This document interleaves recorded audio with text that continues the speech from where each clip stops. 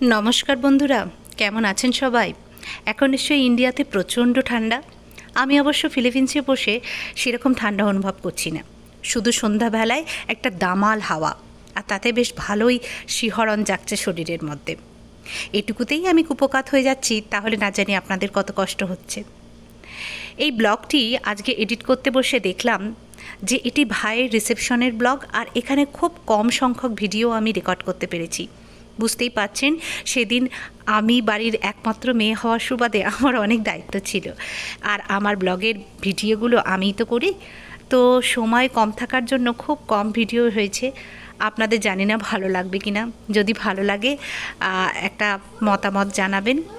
আসুন ভাইয়ের রিসেপশনের ব্লগ, যেটা 16ই ডিসেম্বর হয়েছিল, সেটা শেয়ার করি।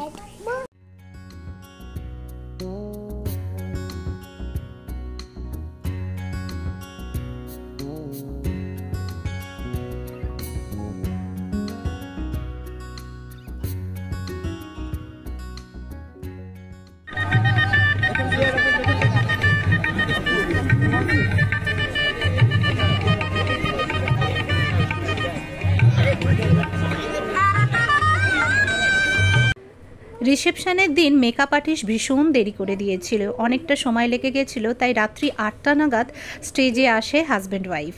তো এই দিন ওদেরই দিন, তার জন্য ওদের চারপাশে দেখো কীরকম আত্মীয় স্বজন, ক্যামেরাম্যান সবাই মোবাইল ক্যামেরা তাক করে বসে আছে। আর এরই মধ্যে আমি দেখতে পেলাম ওই স্টেজে উঠে গেছে আমার মেয়ে আমায়রা। ওদের দুজনার বসার আগে ও পৌঁছে গেছে। ও বুঝতে পারছে না ব্যাপারটা কি হচ্ছে, দুজনে মামা আর মামির মাঝখানে গিয়ে দাঁড়িয়ে পড়েছে। তো ক্যামেরাম্যানদের জন্য আমি খুব ভালো করে ভিডিওটা নিতে পারিনি। আর এই যে রিসেপশনের অনুষ্ঠানটা অনুষ্ঠিত হয়েছিল না, এটা কল্যাণীর অ্যাকোয়াটিক প্যালেস নামক হোটেলে অনুষ্ঠিত হয়েছিল। আমাদের বৌমা রুহির বাবার বাড়ি যেহেতু মালদাতে, তো এটা অনেকটাই দূরত্ব হয়ে যায় কল্যাণী থেকে, তো ওনাদের রাত্রিতে থাকার ব্যবস্থাও আমরা এই হোটেলেই করেছিলাম। তো এদের ব্যবস্থাপনা বেশ সুন্দর লেগেছিল। আর ওই যে আমার আঙ্কেল আলম চাচু, উনিও ওখান থেকে দেখো মোবাইল তাক করে ওদের জন্য ছবি তুলছে। এতক্ষণ বাদে আমার মা এসে পৌঁছেছে, কেননা মা বাড়িতে ছিল, আর এখানে বাবার সমস্ত বন্ধু, তাদের ওয়াইফ, কাকিমারা সবার সাথে মা, ভাই আর ভাইয়ের বউকে আলাপ করিয়ে দিচ্ছে। আমরা সত্যি সবার কাছে কৃতজ্ঞ, মানে সবাই এত দূর দূর থেকে এসেছিলেন ওদের দুজনকে আশীর্বাদ করার জন্য। ওরা দুজনে স্টেজে ওঠার পর প্রায় ঘন্টা দেড়েক সময় আমি একদম স্টেজ থেকে নামতে পারিনি। একে একে সবাই আসছে, আলাপ করছে, গিফট দিচ্ছে। ওই মুহূর্তটাতে আমি নিচে দেখতে পাচ্ছি বাড়ির ছেলেমেয়েরা এত মজা করছে, এত ছবি তুলছে, কিন্তু আমি কোনোটাতেই ছিলাম না, কেননা আমি না থাকলে সব আত্মীয় স্বজন বা বন্ধুবান্ধব, তাদের সাথে পরিচয়টা ওদেরকে কে করিয়ে দেবে। তো এখানে দেখো সবাই মিলে কত আনন্দ করছে, সবাই নিজেদের মধ্যে কত গল্প করছে। কথাগুলো শেয়ার করার ভীষণ ইচ্ছে ছিল, কিন্তু এখানে এত লাউড মিউজিক, তাই আমি শেয়ার করতে পারিনি। এই যে আমার দুই বোন রিমা আর মাম্পি থাকে ব্যাঙ্গালোরে, আর রিমা থাকে মালদাতে। এখানে ওরাও স্টার্টার খাচ্ছে, আর আমার মা সবাইকে দেখছে। এই যে আমার চাচিমা, আমাকে ছোটো বয়সে ভীষণ আদর যত্ন করতো চাচি, আমি যখন হোস্টেল থেকে ওনাদের বাড়ি যেতাম। আর এখানে আমার মা আমার বান্ধবী আর বান্ধবীর মেয়ের সাথে গল্প করছে। আমার ছোট বয়সের বান্ধবী অরিত্রা, আমার ভীষণ ভালো বন্ধু। অনন্যা আর অরিত্রা, এই দুই বন্ধুই আমার এসেছিলো আমার ভাইয়ের বিয়েতে। বাকি বন্ধুরা তো কেউ আসতে পারেনি, এমনিতে শীতকাল, বাচ্চাদের পরীক্ষা, এইসব কারণে। আর এই যে আমার দিদি খুব সুন্দর করে সেজেছিল আজকে। আর আমায়রা দেখো কীরকম ছুটে বেড়াচ্ছে। আমি বিয়েতে না ভালো করে আমায়রার দিকে নজরই দিতে পারিনি এই বৌভাতের দিন। ওর একাই খেলা করছে, অর্ক, সুপ্রিয় এরাই দেখছিল ওকে। আর বিয়েবাড়িটা যেন হুট করে শেষ হয়ে গেল, এত ঠান্ডা পড়তে শুরু করেছিল, সবাই চলে যাচ্ছে। এই যে আমার ফ্ল্যাটের নেবাররা সবাই, এই যে দিদি কথা বলছেন, উনি আমাকে জিজ্ঞেস করছে তোমার কোনো শর্ট নাম নেই, ছোট নাম নেই। এই টাইমে এত লাউড মিউজিক চলছিল, কিছু শেয়ারই করতে পারলাম না আপনাদের সাথে। এই যে আমার দুই ভাবি, ওরাও চলে যাচ্ছে, তো ওরা আমাকে বারবার করে বলছিল যে তোমরা যাওয়ার আগে বাড়িতে এসো, দেখা করো। তো যেহেতু ওরা আমাদের বাড়ি, দেশের বাড়ি সোমরা বাজার ফিরে যাবে, অনেকটা ট্রাভেল করতে হবে, সেই জন্য ওরাও এখন আমাদেরকে বলছে যে আমরা আসছি, আর সবাই আমাদেরকে নিমন্ত্রণ দিচ্ছে। আর এখানে ফ্যামিলি ফটোগ্রাফসের টাইম, তো আমরাও ওয়েট করছিলাম যে কখন আমাদের ডাকবে, আমরাও সবাই মিলে তুলবো। এখন পাপা মা তুলছে। আর সামনে দেখো রুহির বন্ধুরা দাঁড়িয়ে আছে। সত্যি এটা বলার মতো কথা যে রুহির বন্ধু বান্ধব যারা এসেছিল এত হেল্পফুল, ছেলে মেয়ে সবাই এত ভালো যে চিন্তার বাইরে। আর এই যে আমার এক দাদা শিপন, ওর সদ্যজাত বাচ্চাকে নিয়েও এখানে এসেছে এই ঠান্ডার মধ্যে। মানে সত্যি এদেরকে ধন্যবাদ দেওয়ার ভাষা নেই। এত মিষ্টি হয়েছে মেয়েটা, এত মিষ্টি হয়েছে যে কি বলবো, ঘুমিয়ে পড়েছে, রাত হয়ে গেছিলো তো তাই আমি ওকে একটু আদর করলাম।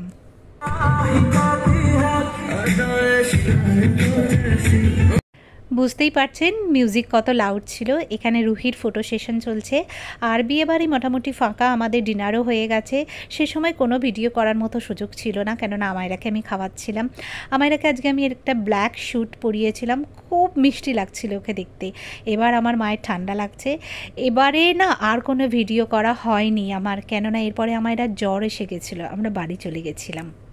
রিসেপশনের পরের দিন সকালবেলাকার ভিডিও এটা আমি তুলেছিলাম যখন রুহির বাড়ির আত্মীয় স্বজনরা রুহি আর সম্রাটকে নিজেদের বাড়ি নিয়ে যাওয়ার জন্য এসেছিল।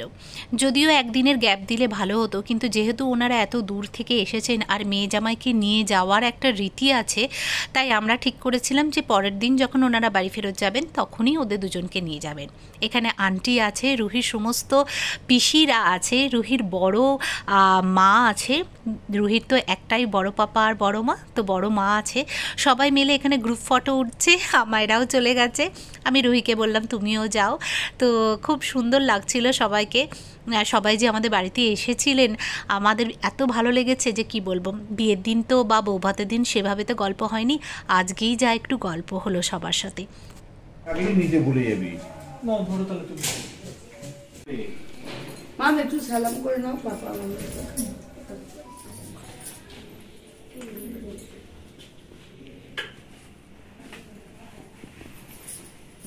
সাবধানে যাবে।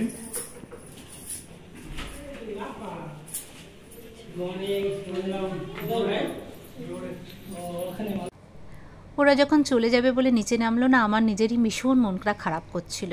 কয়দিনের জন্যই তো বাড়ি গেছি, আর ওদের সাথে থাকার খুব ইচ্ছে ছিল, কিন্তু একটা রীতিনীতি তো আছে, সেটা তো মানতেই হবে। ওরা চলে যাচ্ছিলো বলে আমার মনে হচ্ছিল ইস, যদি আর দুটো দিন ওরা আমাদের কাছে থাকতো খুব ভালো হতো। আন্টি যদিও বলেছিলে আমাকে তোমরা চলো সবাই মিলে, কিন্তু এই ডিস্টেন্স, এত জার্নি, এই কারণেই আমরা এবারে আর গেলাম না।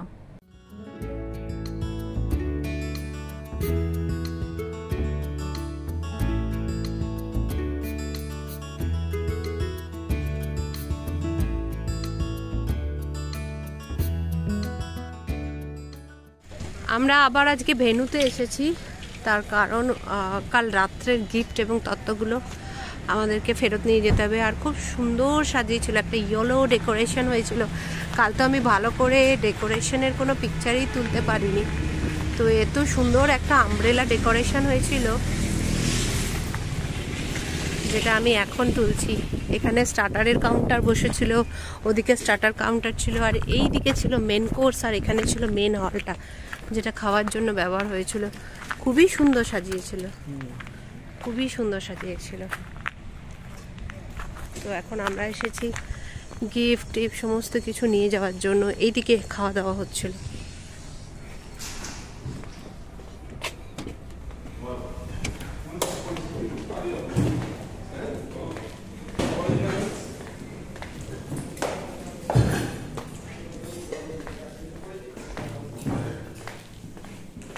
এই ঘরেই কালকে আমরা মেকআপ করেছিলাম, ব্রাইডও মেকআপ করেছিল, তো গোলাপ টোলাপ সব পড়ে রয়েছে। আর এখানে সব তত্ত্ব, প্রথমেই গেছে সুপ্রিয়র তত্ত্ব, দেখো দাদা ভাই, এখানে সব তত্ত্বগুলো রাখা রয়েছে, বিয়ের গিফট টিপ সমস্ত রাখা রয়েছে এখানে। হ্যাঁ, লন্ডন ফন্ড।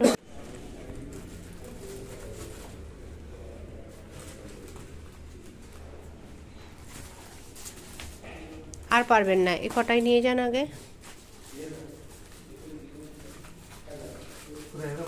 হ্যাঁ, বাইরে ব্লু রঙের কার আছে। আমরা এই হোটেলেরই দুজন হেল্পারকে ডেকেছিলাম আমাদের এই তত্ত্বগুলো গাড়িতে পৌঁছে দেওয়ার জন্য, কেননা আমাদের দ্বারা তো সম্ভব নয় এতগুলো নিয়ে যাওয়া। তো দেখতেই পাচ্ছেন সমস্ত লণ্ডভণ্ড হয়েছিল। আর আমি এখানে এসে দেখি কি না একদিকে জানলাটা খোলা ছিল, দেখে আমি একটু ভয়ই পেয়ে গেছিলাম। আমি ভাবলাম কি যে যদি কিছু চুরি হয়ে গিয়ে থাকে, কিন্তু না, সেরকম কিছু হয়নি। সিকিউরিটি সত্যি ভীষণ ভালো ছিল।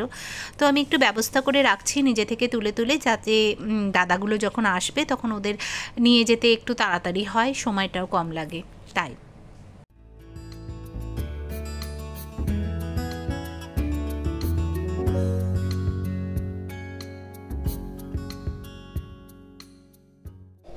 এটা খুব সুন্দর একটা ফুলের মালা করেছিল ওরা, রজনীগন্ধার মালা। মানে কি অবস্থা হয়ে গেছে দেখো। আস্তে আস্তে সব গিফটগুলো আমরা নিচে পাঠাচ্ছি, নিচে আছে গাড়ি। এবার আর জায়গা আছে গাড়িতে? জায়গা তো বেশি নাই। ওই বাক্স দুটো দেখো নিয়ে যেতে পারো নাকি, ওগুলো একটু ভারী আছে। আর কিছু ডালা আর কয়েকটা গিফট আছে যেগুলো বাড়িতে পাঠানো বাকি আছে, বাকি সবই নিয়ে চলে গেছে সুপ্রিয় আর পাপা গাড়ি করে। তো আমি ওয়েট করছি ওদের জন্য, ওরা এলেই এই জিনিস কটা নিয়ে আমরা বেরিয়ে যাব। তো যাওয়ার আগে একবার ঘরটা লাস্ট চেক করে নিচ্ছিলাম। তো এই ছিল আমার রিসেপশনের ব্লগ। যেটুকু পেরেছি সেটুকু ভিডিও করেছি, সেটুকু আমি আপনাদের সাথে শেয়ার করেছি। যদি ভালো লাগে তাহলে ব্লগটা ছেড়ে যাওয়ার আগে একটা লাইক, কমেন্ট, শেয়ার, সাবস্ক্রাইব করে দেবেন। এবার বাড়ি গিয়ে আমায়রার ওপর ধ্যান দিতে হবে। ওর জ্বরটা আর আসেনি সকাল থেকে, ও ভালো আছে। ওকে খাওয়াতে হবে, স্নান করাতে হবে। বাকি এরপরে শুরু হবে আমাদের ফিলিপিন্সে ফেরার পালা, আমাদের কেনাকাটা, এইসব। চলো তাহলে আজকের ব্লগটা এখানেই শেষ করছি। শেষে কিছু ছবি অ্যাড করছি, কেননা ভিডিওতে তো কোথাও আমাকে সেভাবে দেখা যায়নি। তো আমি কিছু ছবি দিলাম, সেদিন আমি কিরম সেজেছিলাম বা বাকি আমার বাড়ির আত্মীয় স্বজন, বোন, ভাই সবাই কীরকম সেজেছিল তোমরা দেখো। আর দেখার পর জানাতে কিন্তু ভুলবে না। চলো টাটা।